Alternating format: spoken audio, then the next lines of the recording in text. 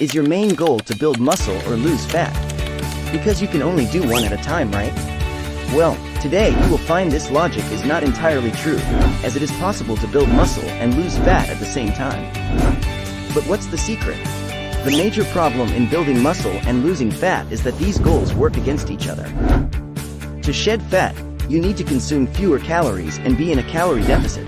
But muscle building is such an energy-demanding process. This usually prevents you from building muscle. However, you don't solely have to rely on the food you eat to fuel muscle growth. By following the right nutrition and training routine, you can prompt your body to use stored fat as the energy source for building muscle and as a result, build muscle and lose fat at the same time. So, how do we make this happen? Well, there are 3 simple steps, starting with your nutrition. The most crucial aspect of your diet is the number of calories you consume. While you should aim for a calorie deficit to encourage fat loss, it doesn't have to be as extreme as a typical diet. To figure out the right balance, let's check out this paper that analyzed 59 studies on fat loss. Researchers wanted to find the point where a calorie deficit is too low for building muscle.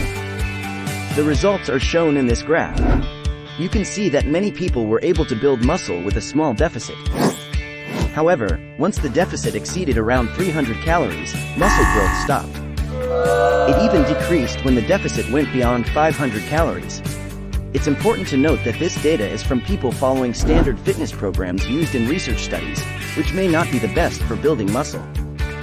Later in this video, I'll share an optimized training plan that might still allow muscle growth even in a 500-calorie deficit and beyond.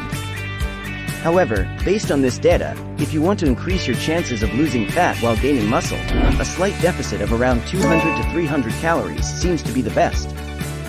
I will leave a link to a free calorie calculator in the description to help with this. Alright, we've got calories sorted, but another crucial factor is your protein intake. When you're in a calorie deficit, your body's ability to turn protein into muscle decreases. If you don't get enough protein, your body might start taking it from your existing muscle. To counteract this, let's look at the research. Studies had people eat fewer calories but gave them different daily protein amounts, some low, some high.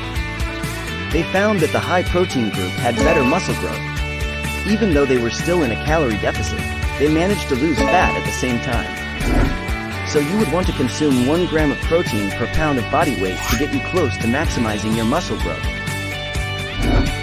Now, let's move on to the next step, combining your eating plan with a workout routine that makes your muscles grow. Some studies can help us figure out the best approach.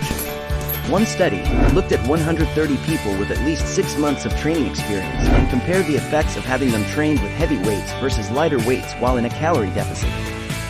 A common belief is using lighter weights for more reps is better for losing fat, while heavier weights for fewer reps are best for building muscle. Surprisingly, both approaches led to similar fat loss and a bit of muscle gain. But here's the catch. It all depends on one thing: how much effort you put in. To get the most growth, you should push yourself to take each of your sets to at least within 2 to 3 reps short of failure.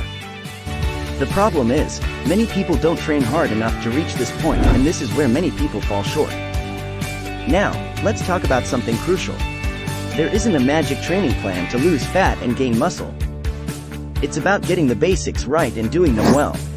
Push yourself during your workouts, make sure you're doing enough exercises, hit each muscle group at least twice a week, and most importantly, stick to your routine.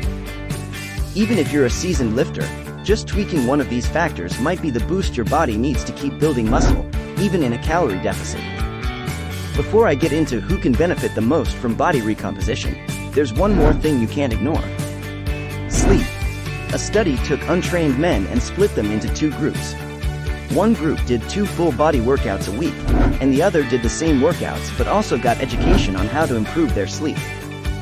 After 10 weeks, both groups gained muscle, but the sleep group lost a lot more fat.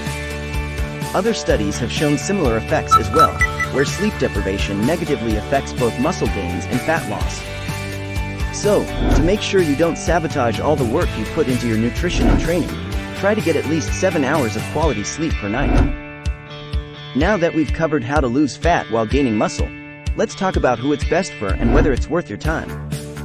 Basically, the higher your potential for muscle growth, the more likely this will work for you.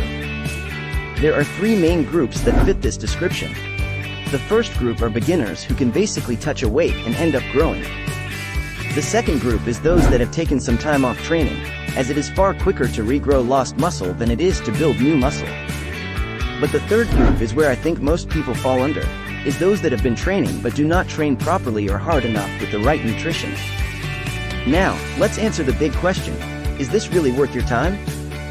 Well, first off, if you're already lean or have been working out consistently for at least 6 months, then it's going to be hard to lose fat while still gaining muscle. Second, even if it could work for you, think about your main goal right now. I know you want both, but what matters more to you, building muscle or losing fat? If muscle building is key, research often points to a lean bulk being more effective where you are in a small calorie surplus. But if your focus is on losing fat, a slightly more aggressive calorie deficit can lead to more fat loss, while still having a chance of gaining a bit of muscle. It's worth noting that most bodybuilders typically opt for bulking and cutting cycles, improving their physique year by year.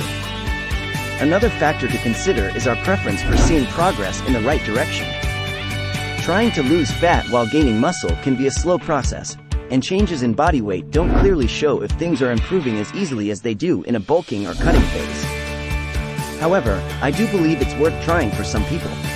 At the very least, it's good to be aware of it when dieting, in case your weight seems stuck, but you're actually building muscle and losing fat at the same time. To sum it up, here's who is best suited for, here's how to execute it, and here's what to expect and how long it typically lasts. Thanks for watching, be sure to subscribe and I'll see you next time.